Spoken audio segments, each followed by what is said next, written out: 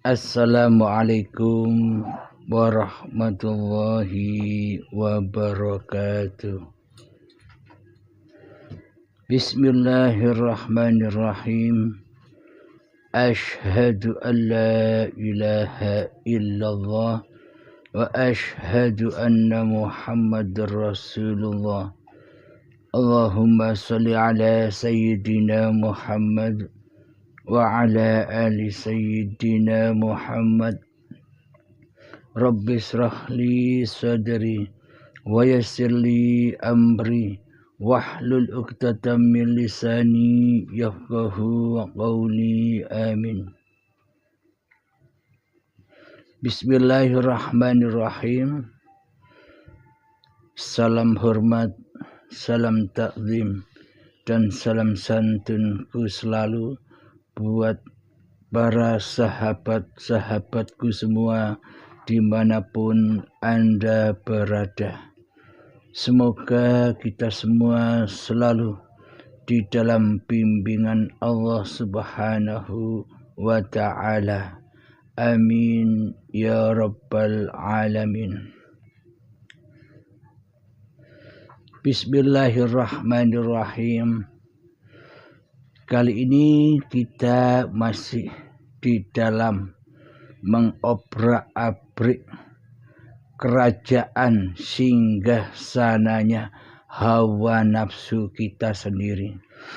Karena persyaratan mengenal Allah itu adalah mengenal diri kita sendiri dahulu. Bermakrifat kepada hakikat sejati diri manusianya. Man arafa nafsahu, itulah ayatnya. Barang siapa yang sudah mencapai puncak makrifat diri manusianya, maka Allah lah yang bermakrifat. Faqad arafa rabbahu, jadi yang tahu Allah ya Allah sendiri, bukan manusia jadi Allah, bukan manusia pindah kepada Allah, bukan manusia ketemu Allah.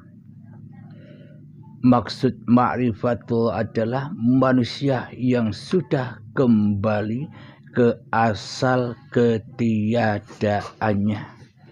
Itulah yang dimaksud ma'rifatullah, bukan ma'rifat manusianya. Alhamdulillahirabbil alamin. Mari kita bacakan intai singgah sana musuh-musuh kita selama ini, agar kita tahu, agar kita mengenali siapa sih musuh-musuh kita selama ini. Kami bacakan di dalam surat Al-Insan. A'udzu billahi minasyaitonir rajim. Bismillahirrahmanirrahim. Hal ata 'alal insani hinam minad dahri lam yakun syai'an madhkura. Yang artinya, bukankah telah datang atas manusia satu waktu dari masa, sedang dia ketika itu belum merupakan sesuatu yang dapat disebut. Inilah hakikatnya makhluk. Manusia inilah hakikatnya makhluk yang tak dapat, yang tak bisa menyebut-nyebut dirinya bahwa dirinya adalah manusia. Coba saksikan makhluk-makhluk yang lain daripada manusia. Apakah semua makhluk itu bisa menyebut dirinya makhluk? Contoh burung-burung. Apakah burung itu bisa menyebut dirinya sebagai burung? Coba kita pandangi tumbuh-tumbuhan. Apakah bisa tumbuh-tumbuhan itu menyebut-nyebut bahwa dirinya adalah tumbuh-tumbuhan? Contoh lagi batu. Apakah mungkin batu-batu itu bisa menyebut-nyebut dirinya bahwa dirinya adalah batu? Seumpama lagi lautan. Apakah mungkin lautan itu bisa menyebut-nyebut dirinya sebagai laut? Dan contoh lagi yang paling dekat dengan diri kita. Seumpama kita sedang memasak atau membuat minuman, kopi misalnya. Ketika kita membuat kopi, setelah kopi itu jadi, apakah mungkin kopi itu bisa menyebut-nyebut dirinya sendiri bahwa dirinya itu kopi? Nah, sadarilah bila manusia kita ini sebagai makhluk tentunya sama posisinya, sama kondisinya seperti makhluk-makhluk yang lain. Tidak dapat menyebut-nyebut bahwa diri kita adalah manusia.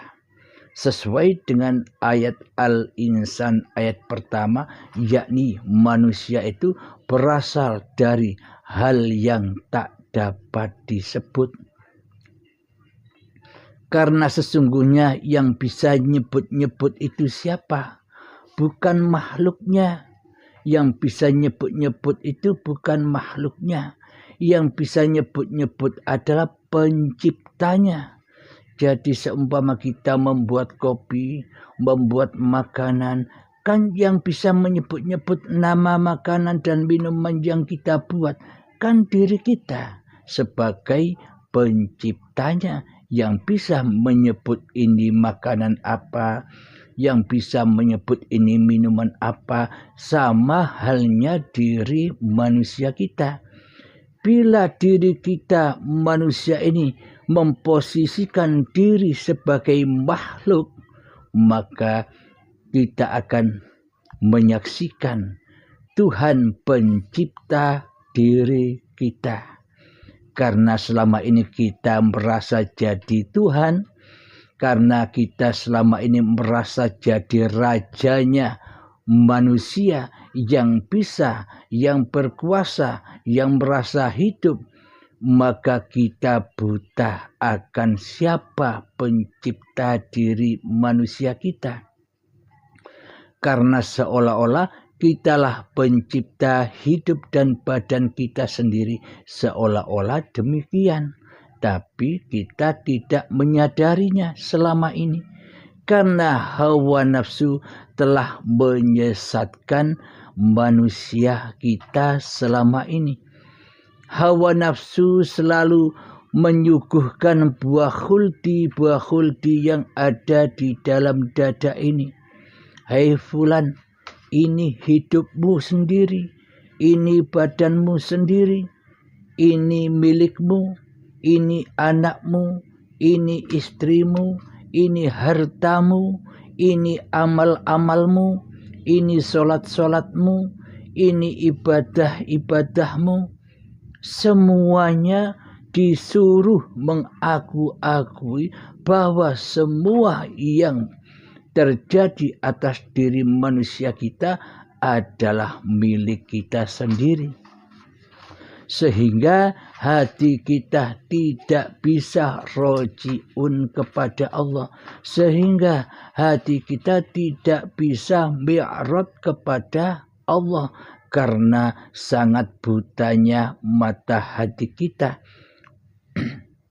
Maka dari itu, inilah sejarah-sejarah manusianya, agar kita bisa mengintai, mengobrak-abrik kerajaan yang selama ini kita anut, keyakinan dan keimanan yang selama ini kita peluk di hati kita, yakni nyembah hawa nafsu kita sendiri daripada mengabdi dan menyembah kepada Sang Pencipta diri manusia kita selama ini. Mari kita lanjutkan di dalam surat Al-Insan ayat yang kedua.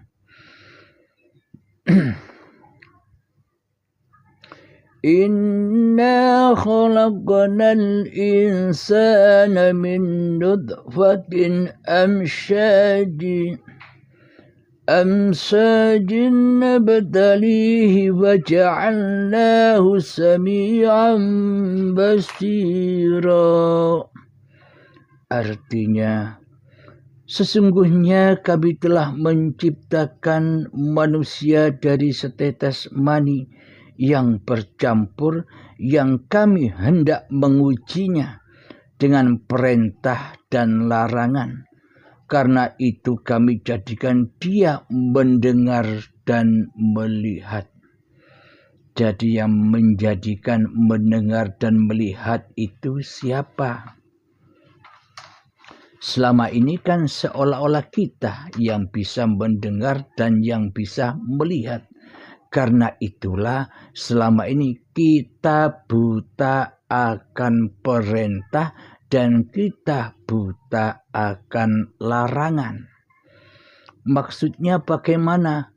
Kita buta perintah Allah secara hakikatnya dan kita buta dengan larangan Allah secara hakikatnya. Selama ini kita hanya melek. Selama ini kita hanya memandang perintah Allah dan larangan Allah sebatas syariat saja, sebatas laku badaniah saja, sebatas laku zahiriah saja. Jadi perintah secara zahir itu melaksanakan perintah Allah, yakni beribadah secara ragawi, secara syariat. Dan larangannya adalah meninggalkan semua apa yang dilarang oleh Allah, yakni fahsya wal munkar secara zahiriyah, secara syariatnya. Karena kita selama ini masih mentuhankan hawa nafsu kita, karena selama ini kita belum bertuhan, karena itulah yang disaksikan hanyalah bentuk-bentuk perintah dan larangan secara zahiriyah saja, yang mana di dalamnya seolah-olah dan seakan-akan kitalah sebagai penguasa di dalam perintah dan penguasa di dalam larangan itu sendiri. Karena kita yang masih menjadi Tuhan, seolah-olah kitalah yang mampu mengerjakan perintah-perintah Allah, dan kita merasa mampu, merasa berkuasa meninggalkan larangan-larangan Allah. Jadi yang menjadi Tuhan di dalam hati kita selama ini masih hawa nafsu kita sendiri. Karena di dalam hati kita masih belum bertuhan. Yang ada, yang wujud, yang hidup, yang berkuasakan selama ini hawa nafsu kita, diri kita sendiri. Sementara Allah gaib, sementara Allah tiada di hati kita, mana mungkin kita dikatakan sudah bertuhankan Allah, sementara Allah tiada di hati kita, Allah gaib di hati kita, Allah tidak berkuasa sedikit pun terhadap diri kita selama ini. Seolah-olah kitalah yang mentuhani segalanya, seolah-olah kitalah yang merasa menjadi raja di rajanya. Seluruh kegiatan dan aktivitas-aktivitas kehidupan kita selama ini, seolah-olah kitalah sang pengatur semua urusan-urusan yang kita kerjakan, seolah-olah kita sang pengatur semua urusan-urusan kebutuhan-kebutuhan keluarga kita, seolah-olah kitalah sebagai pengatur apapun yang kita mau. Inilah bukti bahwa selama ini kita belum bertuhan di hati kita. Karena untuk bertuhan itu maka manusianya harus rela, harus ridho, tumbang dari kerajaan hawa nafsunya, kembali kepada rahmatullah, rahmatnya Allah. Jadi pahamilah pemaparan ini, tafakurilah di dalam hati kita ini. Itulah singgah sana musuh yang selama ini kita imami di dalam hati kita. Selama ini kita tak berimam kepada Allah, kita tak berwalikan kepada Allah, kita tak mengikuti atau kita tak menyembah Allah, tak mengabdi kepada Allah, akan tetapi kita selama ini menjadi abdinya hawa nafsu kita sendiri di hati kita. Jadi semuanya dirampas oleh hawa nafsu kita sendiri. Hidup diakui sebagai hidup manusianya, badan diakui sebagai badan manusianya, ilmu diakui sebagai ilmu manusianya, ibadah diakui sebagai ibadah manusianya. Sedangkan di dalam doa iftitah sudah dijelaskan oleh Sang Kekasih, oleh Allah sebagai pencipta manusia. Inna solati wa nusuki wa mahyaya wa mamati lillahi rabbil alamin. Sesungguhnya solatku dan sesungguhnya ibadah-ibadahku serta hidup dan matiku adalah lillahi ta'ala, miliknya Allah, bukan milik manusia kita. Akan tetapi praktek hati kita selama ini bagaimana? Tentunya lillahnya kan sudah terganti. Lillahnya sudah terhapus di hati kita menjadi linafsi, milikku hamba. Jadi solatku, ibadahku, hidup dan matiku adalah milikku sendiri. Itu kan praktek selama ini di hati kita. Itulah nyatanya bahwa selama ini kita belum bertuhan, kita belum masuk Islam, kita belum mu'allaf di sisi Allah. Alhamdulillahirabbil alamin. Semoga bisa dipahami. Mari kita lanjutkan suratnya. Ayat yang ketiga.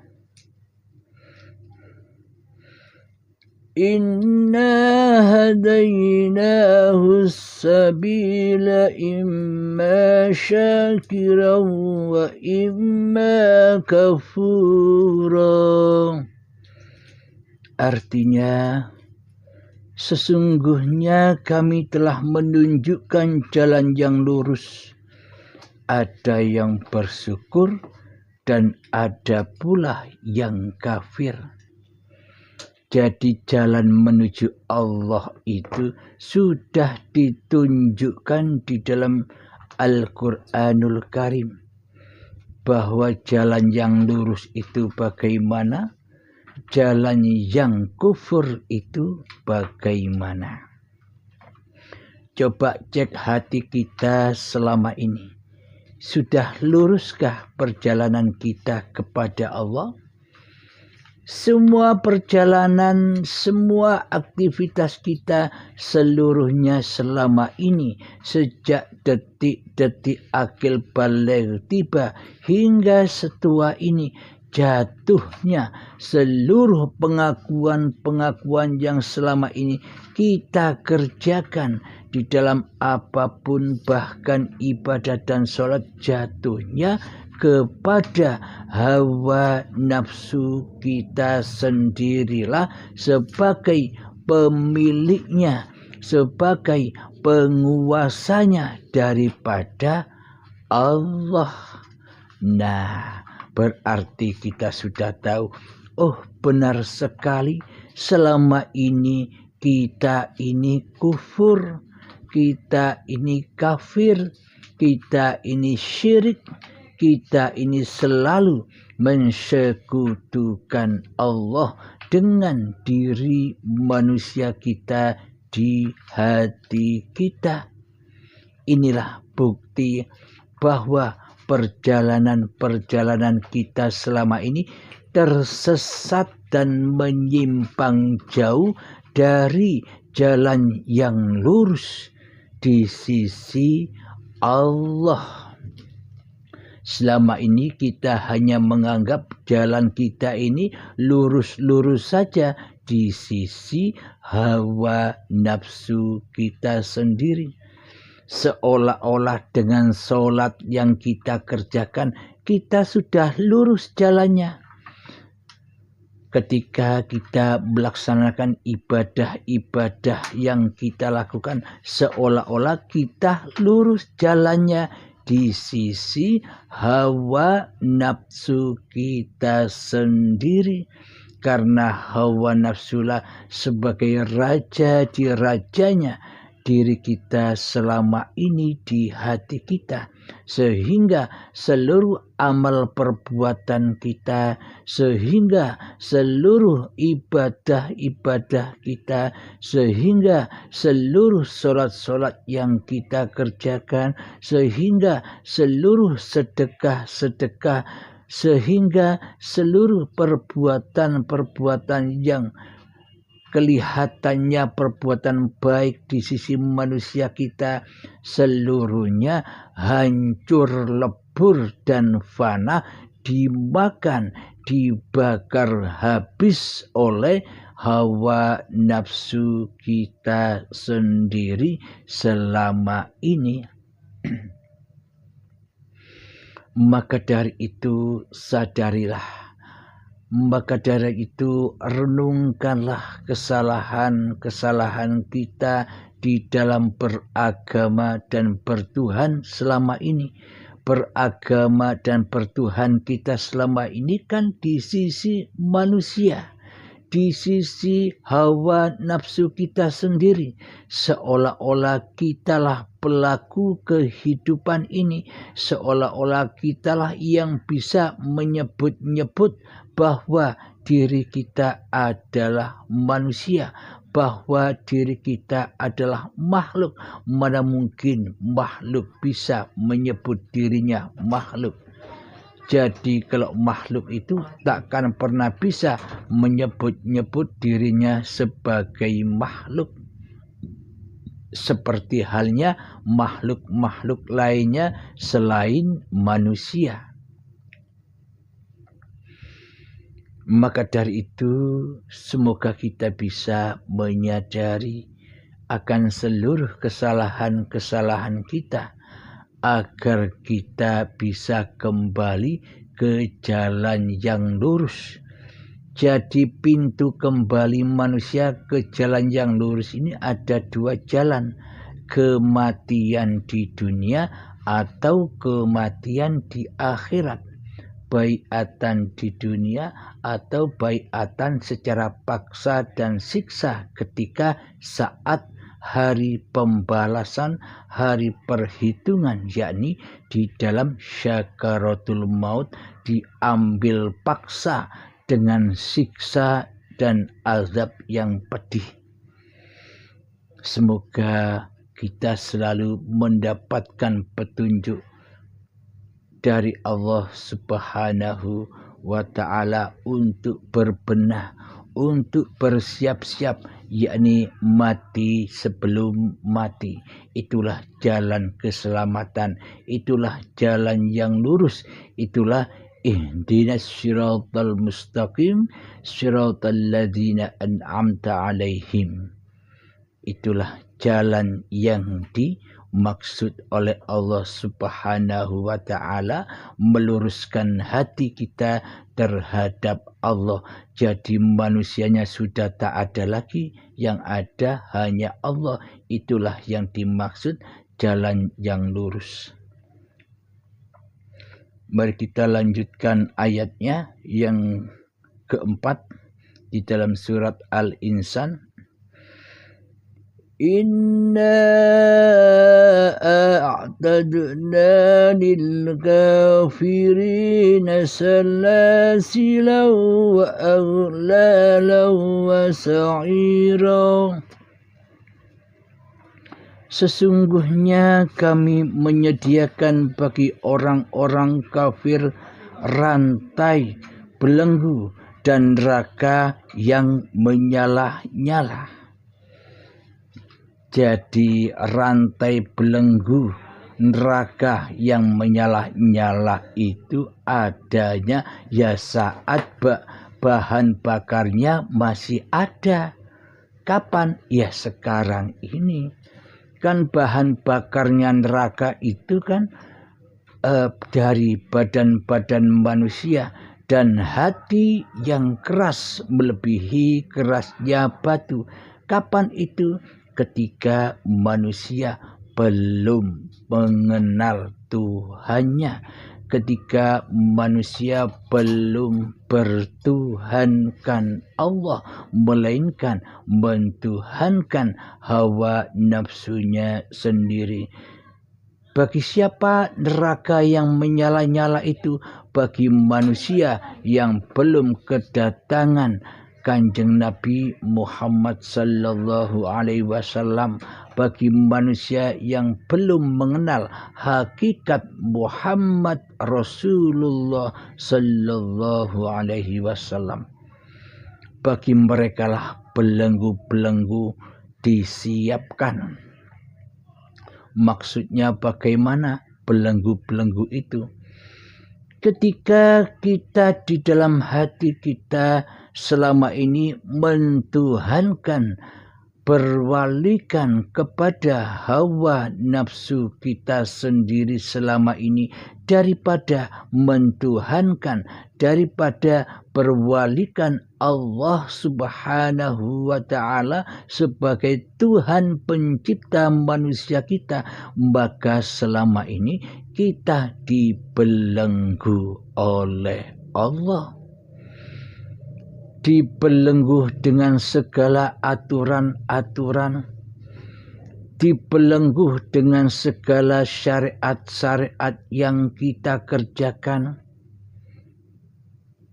Kenapa kok menjadi belenggu syariat-syariat yang kita kerjakan itu?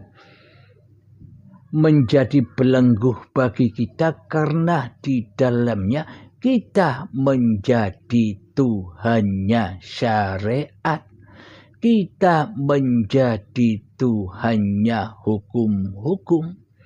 Kita menjadi Tuhannya hawa nafsu kita. Kita menjadi Tuhannya dunia, yang mana di dalam hati kita cinta terhadap selain Allah. Itulah belenggu-belenggu yang mengikat di leher manusia. Memang tak kelihatan, akan tetapi hakikatnya bisa dirasakan dengan nyata. Belenggu-belenggu itu bila Anda sudah mengalami kematian, bila Anda sudah mengalami kembali kepada Allah, akan menyadari itu semua. Sebelum Anda bertuhan, maka Anda tak akan pernah sadar, tak akan pernah bisa tahu hakikat neraka itu yang bagaimana.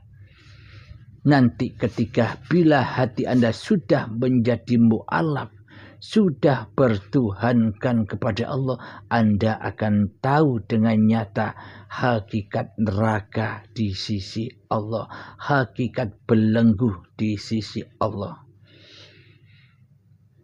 Jadi hakikatnya istri, anak, harta itu semua fitnah. Ilmu, amal, ibadah yang kita lakukan semua itu fitnah ketika hati kita belum bertuhan. Maksudnya fitnah itu apa? Selalu membelenggu leher kita, selalu membelenggu hati kita. Terkadang dengan itulah datang suatu keadaan yang menyakitkan hati kita. Kita diuji di dalamnya, diuji dengan anugerah dan bencana, diuji dengan ketaatan dan kemaksiatan, diuji dengan kebaikan dan keburukan. Karena selama ini kita yang menjadi Tuhannya kehidupan ini, maka kita tidak bisa menyaksikan siapakah pencipta ujian-ujian itu, siapakah di balik ketaatan dan siapakah di balik kemaksiatan, siapakah di balik kebaikan ataupun siapakah di balik keburukan itu. Karena kita masih belum bertuhan, maka kita mentuhankan ujian-ujian itu. Sehingga hati kita terlena di dalamnya, tergulung di dalamnya, baik ketaatan ataupun kemaksiatan. Ketika kita memandang ketaatan, hati kita terbelenggu di dalamnya, hati kita tergulung di dalamnya dengan rasa bangga, dengan rasa lega, dengan rasa mulia, dengan rasa hormat. Itulah tanda bukti selama ini kita tergulung ombak ketaatan kita sendiri, karena yang jadi Tuhan di dalamnya masih hawa nafsu kita sendiri. Maka itulah gulungan ombak sebelah kanan.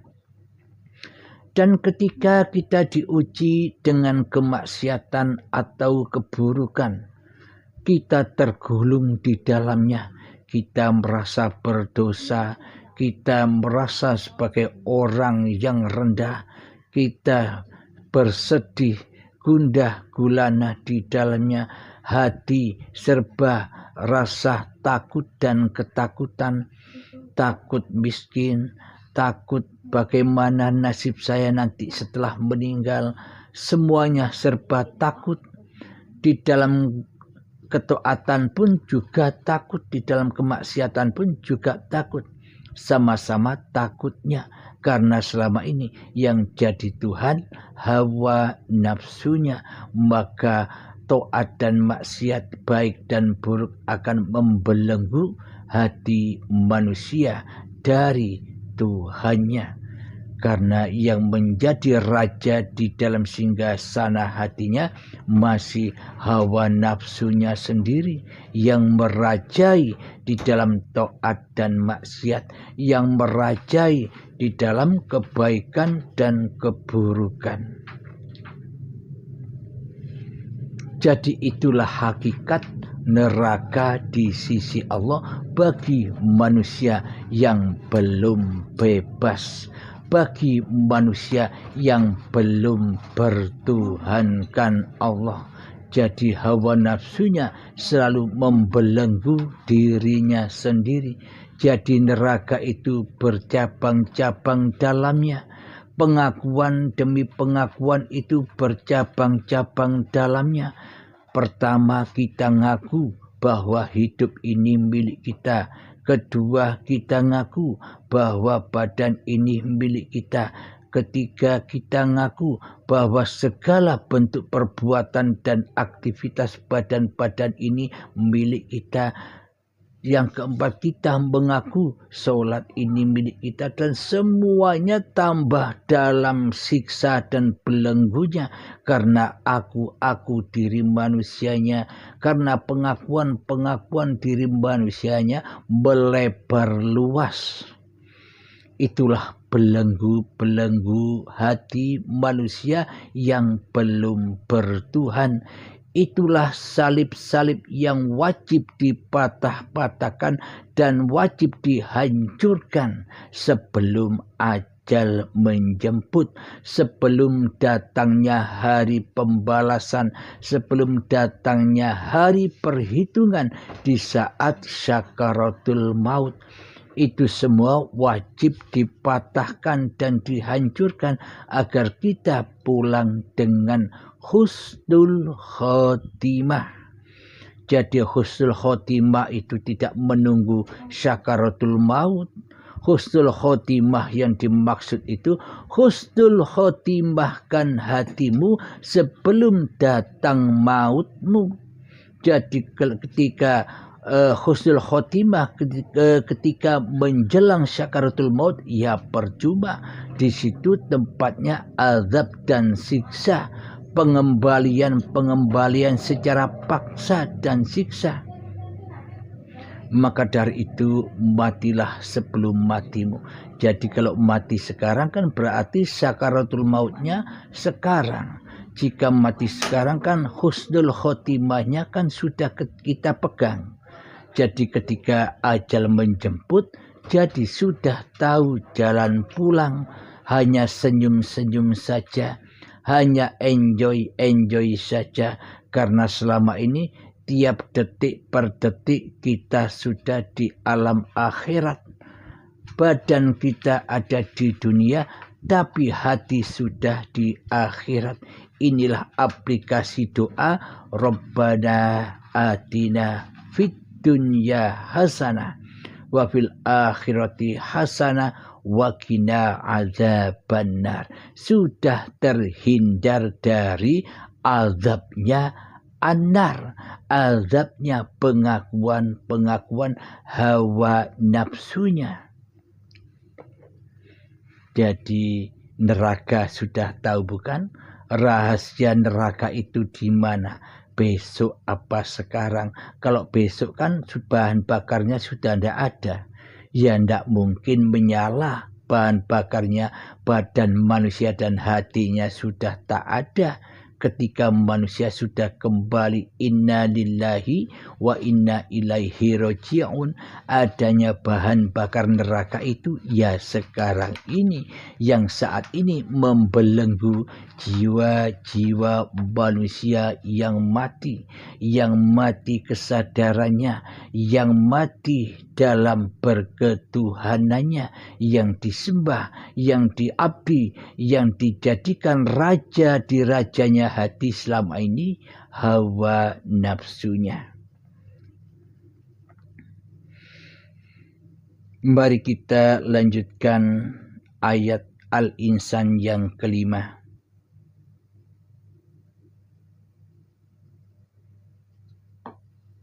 Saya kira sampai ayat keempat saja. Jadi maknanya kita menyadari, kita menyelami hakikat diri manusia kita agar kita bisa mengobrak-abrik, membombardir kerajaan-kerajaan singgah sananya musuh yang selama ini menawan kita, memperbudak kita, yang menghalang-halangi kita bertemu dengan Sang Pencipta, yakni hawa nafsu kita sendiri, yakni kerajaan iblis dan setan yang terkutuk. Jadi kita berdoa kepada Allah, a'udzubillah. Bagaimana mungkin kita bisa berlindung kepada Allah bila kita belum bertuhan?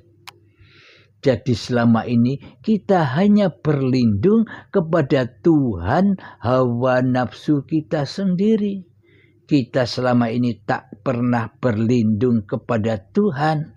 Bagaimana mungkin kita berlindung kepada Tuhan, kepada Allah dari godaan setan yang terkutuk, yang ternyata yang jadi setan yang terkutuk selama ini adalah diri kita sendiri. Karena hati kita buta selama ini, maka kita tidak tahu bahwa hakikat setan yang terkutuk, setan yang nyata itu adalah diri kita sendiri ketika kita belum bertuhankan Allah. Maka ketika manusia masih mentuhankan, memberhalakan, mewalikan sebagai wali hawa nafsunya, maka itulah hakikat belenggu anar, belenggu jahanam, siksa kubur. Itulah hakikat lembahnya dosa-dosa. Jadi hakikat dosa itu nyata, bukan gaib. Bagi siapa dosa itu nyata? Bagi manusia yang sudah bertuhan. Bagi manusia yang belum bertuhan di hatinya, dosa dan pahala itu gelap. Dosa dan pahala itu tidak nyata, hanyalah angan-angan saja. Seperti halnya kita mengangan-angankan agama dan bertuhan selama ini, hanya bayang-bayang saja. Jadi hakikat nyatanya lembah dosa itu apa? Ketika di dalam hati yang masih jadi raja di rajanya hati, hawa nafsu kita sendiri. Ketika kita masih di lembah dosa, ketika kita masih di lembah neraka, ketika kita masih di dalam singgah sananya setan yang terkutuk, selamanya kita tidak akan pernah bebas. Selamanya kita tidak akan pernah bisa menyembah Allah. Selamanya kita tak akan rela dan ridho bahwa Allah itulah Tuhan pencipta alam semesta ini. Maka dari itu, semoga saya dan semoga kita semua selalu di dalam bimbingan Allah Subhanahu wa ta'ala. Alhamdulillahirabbil alamin. Semoga kita semua termasuk saya menjadi ahlillah, keluarganya Allah. Maksudnya bukan keluarga seperti di alam dohir ini. Maksudnya keluarga Allah itu manusianya harus tiada dulu. Manusianya harus kembali ke asalnya dulu. Yakni hal yang tidak dapat disebut. Kalau manusia sudah tak bisa disebut, berarti manusia itu kan tak ada. Berarti manusia itu kan gaib. Bila manusia tak ada, bila manusia itu gaib, apakah mungkin manusia bisa menyebut dirinya sebagai manusia? Jadi yang menyebut diri manusia ini sebagai manusia itu siapa? Makhluknya ataukah Sang Khalik, pencipta manusia? Selama ini kan Sang Khalik tidak ada bagi kita. Yang ada hanyalah kita sendiri di hati kita yang merajai seluruh apa-apa yang kita bisa sebutkan selama ini. Kita bisa menyebut diri kita sebagai manusia, kita bisa menyebut badan ini sebagai badannya manusia, kita bisa menyebut sholat ini sholatnya manusia, kita bisa menyebut ibadah ini ibadahnya manusia, dan kita bisa menyebut apa-apa dan siapa-siapa yang ada di antara kita. Kita bisa menyebutkan ini, itu, gunung, laut, semuanya kan kita yang bisa menyebutkan selama ini, bukan Allah. Inilah bukti bahwa posisi kita selama ini jadi Tuhan daripada menjadi hamba. Jadi Khalik ketimbang menjadi makhluk. Allah sang pencipta diri kita telah kita dudukkan sebagai makhluk selama ini. Kitalah Khaliknya selama ini. Kan terbalik. Iman, akidah, dan keyakinan di hati kita selama ini kan terbalik dari fakta yang dibawa oleh para nabi dan para rasul, termasuk Kanjeng Nabi Muhammad. Kondisi keadaan hati Kanjeng Nabi Muhammad ya seperti yang dipaparkan ini, yakni hati selalu mentauhidkan Allah daripada mentauhidkan diri Muhammadnya di hatinya. Jadi selama diri Muhammadnya di hatinya, yang jadi raja di rajanya adalah Muhammadnya, sampai kapanpun Muhammad takkan pernah bisa bertemu dengan roh. Wahai Muhammad, jangan pernah kau membahas tentang roh, karena roh itu rahasiaku. Inilah aplikasi kiasan bahwa selama di dalam hati kita ini yang jadi raja di rajanya hati adalah hawa nafsu kita sendiri, selamanya kita takkan pernah bisa mentuhankan Allah. Kita tidak akan rela dan ridho bahwa Allah itu Tuhannya manusia, sesembahan manusia. Jadi Muhammadnya, jadi hawa nafsunya harus kembali ke alam kesejatiannya, yakni tidak bisa nyebut apa-apa, kembali ke alam keadamannya, ketiadaannya, baru ruhullah akan bangkit, ruhullah akan nyata. Jadi yang bisa bermakrifat itu ya Allah sendiri. Makrifat manusianya adalah mengenal kembali, membombardir kerajaan hawa nafsunya dahulu, sehingga manusia bisa dengan rela dan ridho pulang kepada asalnya, yakni hal yang tak dapat disebut, yakni sudah tiada kemanusiaannya.